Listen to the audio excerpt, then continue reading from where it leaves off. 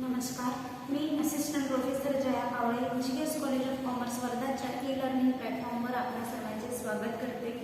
विद्यार्थी मित्रांनो, आजचा आपला लेक्चर आहे बीकॉम फायनल इयर मराठी मीडियमसाठी कॉस्ट अकाउंटिंग. तर आपण कॉन्ट्रॅक्ट अकाउंटिंग, कॉन्ट्रॅक्ट कॉस्टिंग सुरू केलेलं होतं आणि कॉन्ट्रॅक्ट कॉस्टिंग काय असते हे आपण मागील लेक्चरला बघितलं. आजच्या लेक्चरपासून आपण कॉन्ट्रॅक्ट कॉस्टिंगचे एक्झाम्पल सुरू करणार आहोत. आता जसं की मी तुम्हाला सांगितलं की कॉन्ट्रॅक्टचे दोन प्रकार पडलेले आहेत, एक कंप्लीट कॉन्ट्रॅक्ट आणि दुसरा आहे इनकम्प्लीट कॉन्ट्रॅक्ट.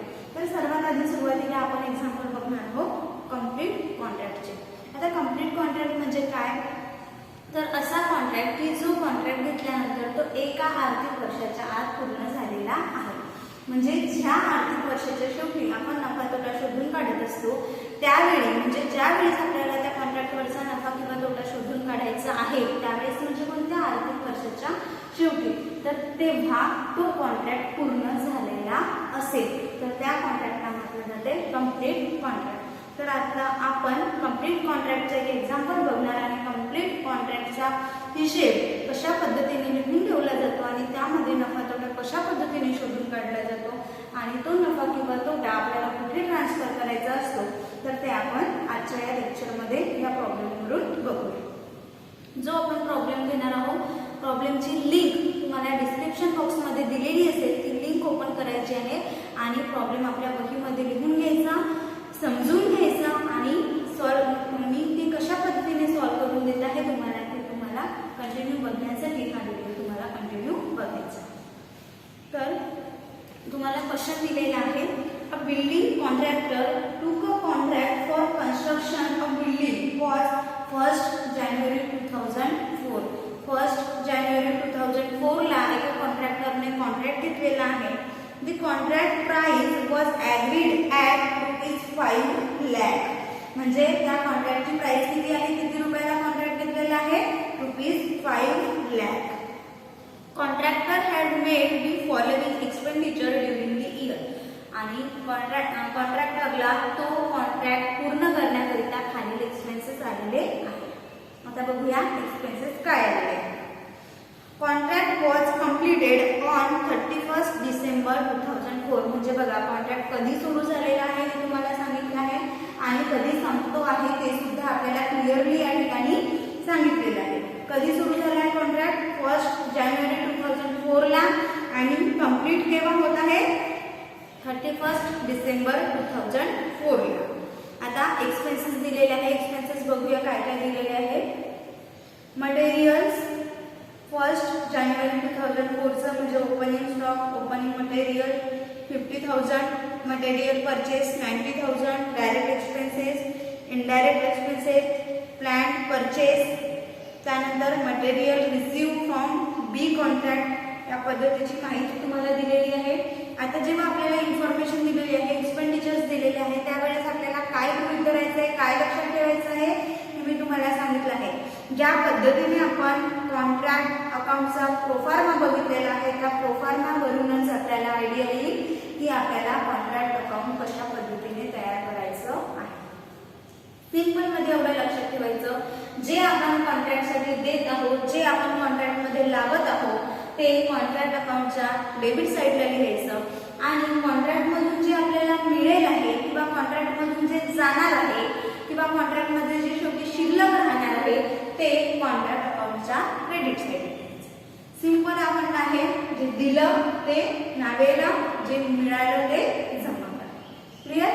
तर अशा पद्धतीने आपल्याला हे कॉन्ट्रॅक्ट अकाउंट बनवायचं आहे. त्यानंतर जे शेवटी मटेरियल सप्लाय फ्रॉम गोडाऊन दिलेलं आहे, त्यानंतर जे मिळेल मटेरियल रिटर्न, जे रिटर्न झालेलं आहे ते क्रेडिटला लिहावं लागेल.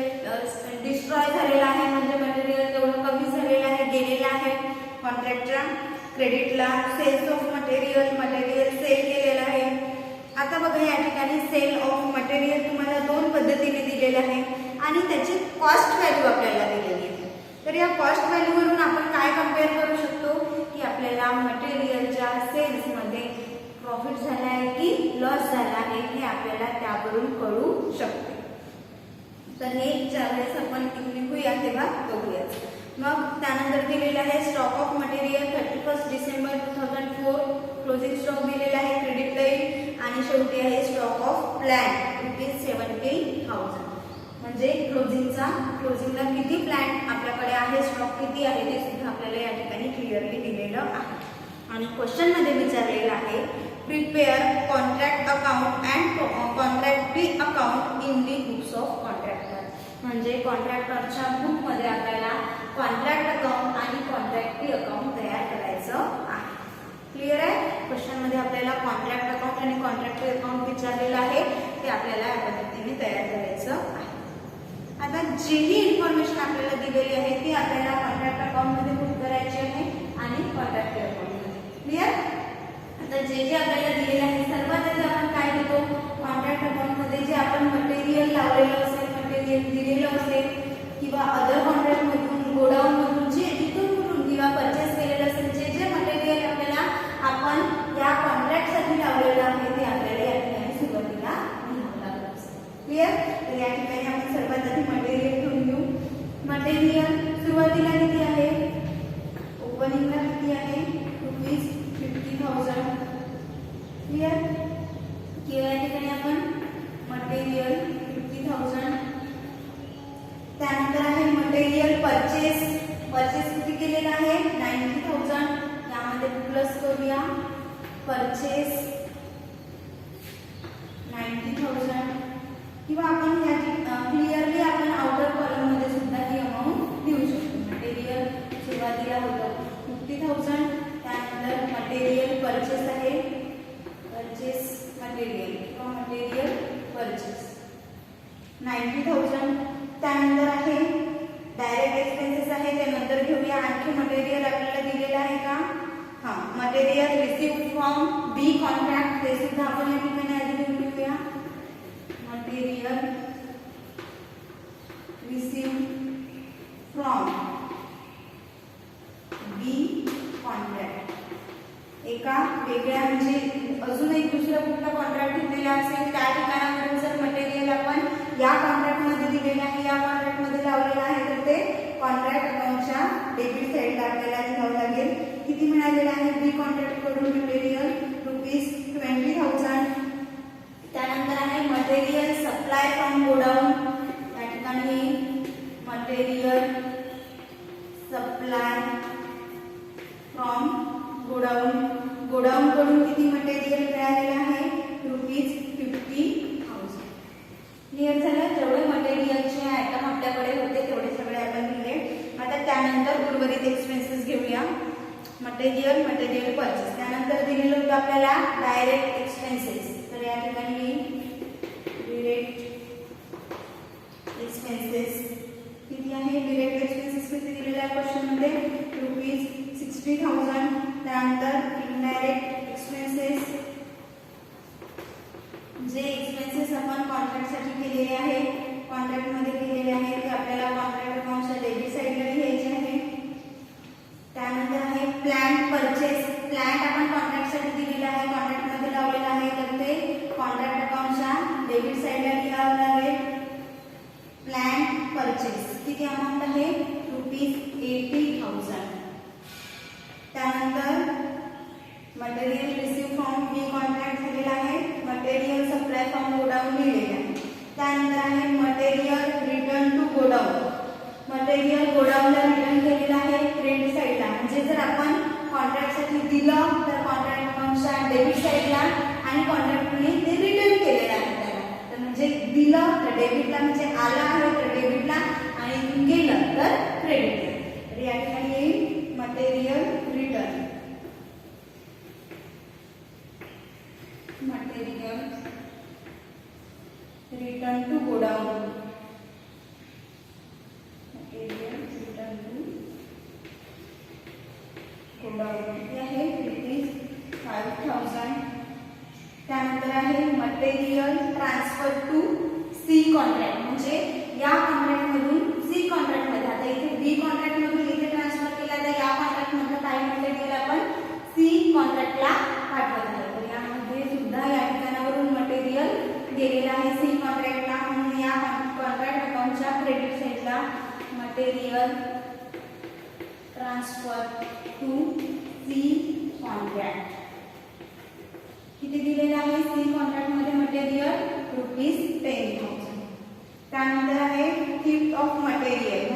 मटेरियल चोरीला गेलेलं आहे, या ठिकाणी चोरीला गेलेलं मटेरियल क्रेडिट साईडला येईल. Theft of material ₹6,000. त्यानंतर मटेरियल डिस्ट्रॉय झालेलं आहे, त्यामुळे ते सुद्धा क्रेडिटला म्हणजे कमी झालं, गेलं, चोरीला गेलं, इकडे ट्रान्सफर केलं, गोडाऊनला ट्रान्सफर केलं, शिल्लक आहे ते सगळं आपल्याला कॉन्ट्रॅक्ट अकाउंटच्या क्रेडिट साईडला घ्यायचं आहे. इथे काय येईल? Material destroy.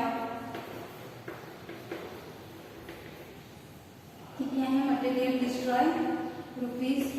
₹2,000. त्यानंतर आहे सेल ऑफ मटेरियल. आता बघा मटेरियल किती सेल केलेलं आहे, किती रुपयाला सेल केलेलं आहे? ₹4,000 ला. बरोबर आहे? किती रुपयाला सेल्स केलेला आहे? 4,000 ला. मात्र त्याची कॉस्ट व्हॅल्यू किती आहे? ₹5,000. बरोबर आहे? म्हणजे कॉस्ट किती आहे? जास्त आहे, मात्र सोल्ड कितीला केलेला आहे आपण? 4,000 ला. म्हणजे 1,000 रुपये जो आहे तो 1,000 रुपयाला काय झालेला आहे? लॉस झाला आहे की प्रॉफिट झालेला आहे? कॉस्ट जास्त आहे, सेल्स कमीला केला आहे, म्हणजे तो काय आहे? आपला लॉस आहे. आणि loss on sale of material हा आपण कॉन्ट्रॅक्ट अकाउंटच्या क्रेडिट साईडला लिहित असतो. त्यामुळे कॉन्ट्रॅक्ट अकाउंटच्या क्रेडिट साईडला येईल loss on sale of material. किती लॉस झालेला आहे? 5,000. त्याची कॉस्ट होती 4,000 ला, आपण ते विकलेलं आहे, म्हणजे 1,000 रुपये आपला लॉस. क्लिअर आहे? त्यानंतर परत दिलेलं आहे sales of material. Sales of material ते सुद्धा क्रेडिटला येईल. Sales of material. आता याची अमाऊंट बघा किती दिलेली आहे. Sales of material ₹3,000. कितीला सोल्ड केलेला आहे? ₹3,000 ला. मात्र त्याची कॉस्ट किती दिलेली आहे? ब्रॅकेटमध्ये क्लिअरली आपल्याला दिलेलं आहे कॉस्ट व्हॅल्यू ₹2,000. क्लिअर? तर या ठिकाणी कॉस्ट व्हॅल्यू किती आहे? 2,000. मात्र सोल्ड किती रुपयाला केलेला आहे? 3,000 ला. म्हणजे 1,000 रुपयाला 1,000 रुपये जास्त देऊन ते सोल्ड केलेलं आहे. म्हणजे जो 1,000 रुपये आपल्याला एक्स्ट्राचे मिळालेले आहे ते काय झालेले आहे? प्रॉफिट झालेलं आहे. आणि म्हणून ते प्रॉफिट आपल्याला लिहायचं असते डेबिट साईडला. तर आपण इथे लिहूया डेबिट साईडला profit on sale of material. Profit on sales of material किती राहिले आहे? 3,000 मायनस 2,000, 1,000 प्रॉफिट.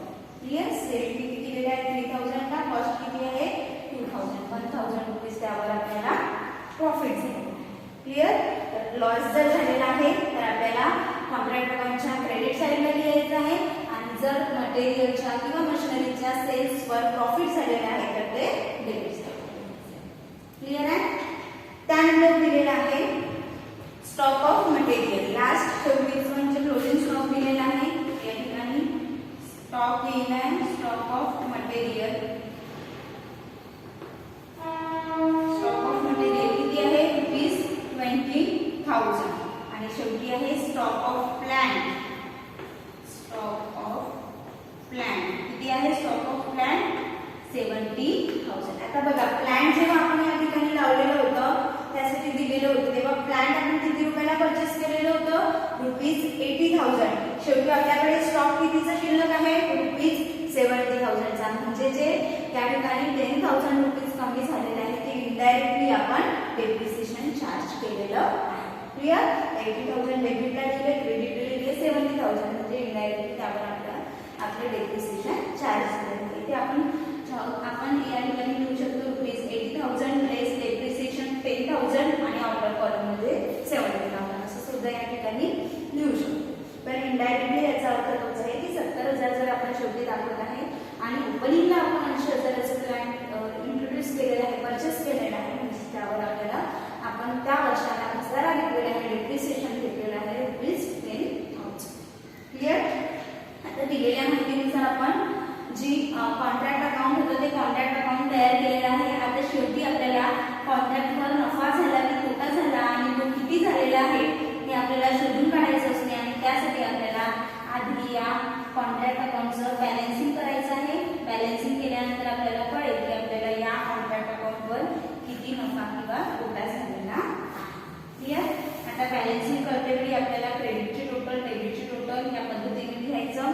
बट या ठिकाणी हा जो कॉन्ट्रॅक्ट आहे तो कॉन्ट्रॅक्ट एका वर्षामध्ये, एका आर्थिक वर्षामध्ये पूर्ण झालेला आहे.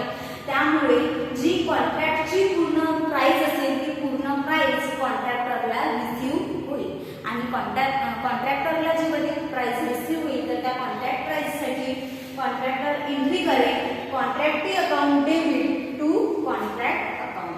कॉन्ट्रॅक्ट प्राइसची एंट्री काय होईल? Contractee account debit to contract account. म्हणजे कॉन्ट्रॅक्टचं जे उत्पन्न राहील, इन्कम राहील, कारण कुठलंही अकाउंट जे आपण प्रॉफिट किंवा लॉस शोधून काढण्यासाठी तयार करतो त्या अकाउंटमध्ये आपण डेबिट साईडला खर्च आणि नुकसान घेत असतो आणि क्रेडिट साईडला लाभ प्राप्ती उत्पन्न. तर आपल्याला कॉन्ट्रॅक्टीकडून जी प्राइस मिळणार आहे ते आपलं उत्पन्न आहे, इन्कम आहे कॉन्ट्रॅक्टचं आणि म्हणून ते कॉन्ट्रॅक्ट अकाउंटच्या क्रेडिट साईडला लिहावं लागेल. मात्र ते कोणाच्या नावाने लिहायचं आहे? कॉन्ट्रॅक्टी अकाउंट. कारण कॉन्ट्रॅक्टीकडून आपल्याला तेवढी प्राइस घेणे आहे. तर कॉन्ट्रॅक्टी अकाउंटच्या नावाने या ठिकाणी येईल कॉन्ट्रॅक्ट प्राइस. ठीक आहे. किती आहे कॉन्ट्रॅक्ट प्राइस? ₹5 लाख. किती आहे? ₹5 लाख. त्याचा दुसरा इफेक्ट काय होईल? कॉन्ट्रॅक्टी अकाउंटच्या डेबिट साईडला कोणत्या नावाने? कॉन्ट्रॅक्ट अकाउंटच्या नावाने. तर या ठिकाणी कॉन्ट्रॅक्ट अकाउंट ₹5 लाख ब्रॅकेट मध्ये कॉन्ट्रॅक्ट प्राइस. क्लियर? आता जेव्हा आपल्याला कॉन्ट्रॅक्टीकडून पैसे घेणे होते तेव्हा त्याच्या अकाउंटच्या डेबिट साईडला लिहिलं. आता कॉन्ट्रॅक्टीकडून आपल्याला कॉन्ट्रॅक्ट पूर्ण झाल्यानंतर पैसे मिळेल, तर पैसे मिळेल किंवा पैसे आपल्याकडे आले म्हणजे कॅश किंवा बँक अकाउंट डेबिट होईल आणि कॉन्ट्रॅक्टीचे account credit.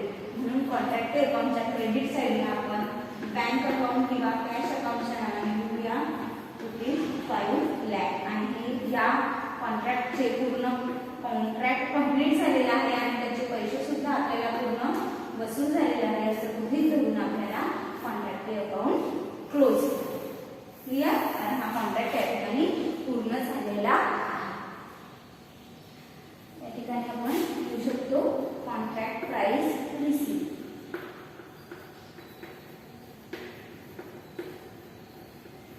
Contract price receive आणि या पद्धतीने कॉन्ट्रॅक्टी अकाउंट क्लोज.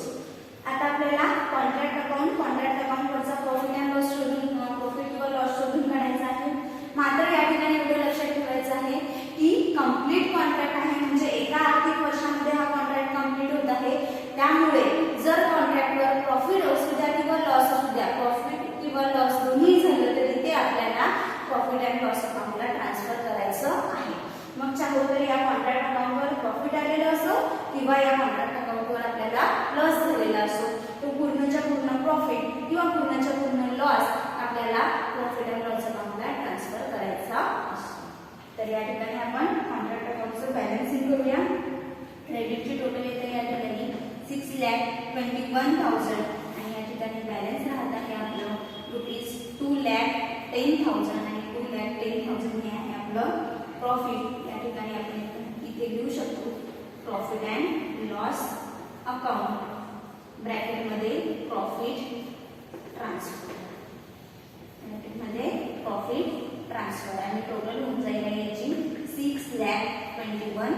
हे प्रॉफिट कुठे जाईल? प्रॉफिट अँड लॉस अकाउंटमध्ये. क्लियर?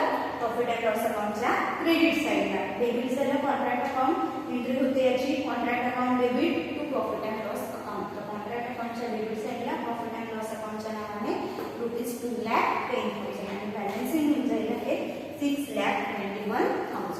या पद्धतीने जे कंप्लीट कॉन्ट्रॅक्ट आहे त्या कंप्लीट कॉन्ट्रॅक्टवर जर आपल्याला प्रॉफिट किंवा लॉस झालेला आहे तर तो प्रॉफिट किंवा लॉस आपल्याला कुठे ट्रान्सफर करायचा आहे? प्रॉफिट अँड लॉस अकाउंटला. पूर्णच्या पूर्ण प्रॉफिट, पूर्णच्या पूर्ण लॉस प्रॉफिट अँड लॉस अकाउंटला ट्रान्सफर.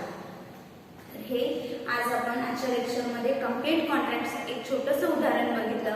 अजून एखादी प्रॉब्लेम आपण या कंप्लीट कॉन्ट्रॅक्टचं बघूया आणि त्यानंतर आपण सुरू करूया इनकम्प्लीट कॉन्ट्रॅक्ट. कारण इनकम्प्लीट कॉन्ट्रॅक्टमध्ये बरेचशा व्हेरायटीज आहे. म्हणजे कॉन्ट्रॅक्ट किती कंप्लीट झालेला आहे यावर डिपेंड करते की आपल्याला प्रॉफिट अँड लॉस अकाउंटला किती ट्रान्सफर करायचं आहे. लॉस असेल तर काही विषयच नाही, लॉस असेल तर तो प्रॉफिट अँड लॉस अकाउंटला ट्रान्सफर होईलच. परंतु जर का प्रॉफिट आलेलं आहे आणि कॉन्ट्रॅक्ट इनकम्प्लीट आहे तर किती प्रॉफिट आपल्याला प्रॉफिट अँड लॉस अकाउंटला ट्रान्सफर करायचं, किती प्रॉफिट रिझर्व ठेवायचं, हे आपल्याला पुढील जो आपण इनकम्प्लीट कॉन्ट्रॅक्ट प्रकार बघणार आहोत त्यामध्ये आपल्याला बघायचं. मात्र जर कम्प्लीट कॉन्ट्रॅक्ट आहे, तो कॉन्ट्रॅक्ट जर एकाच वर्षामध्ये पूर्ण होत आहे, तर त्या कॉन्ट्रॅक्टवर झालेला प्रॉफिट आणि लॉस हे आपल्याला प्रॉफिट अँड लॉस अकाउंटला ट्रान्सफर करायचं असतं. आजच्यासाठी एवढंच. पुन्हा भेटूया नेक्स्ट लेक्चरमध्ये एका नवीन प्रॉब्लेम सोबत. तोपर्यंत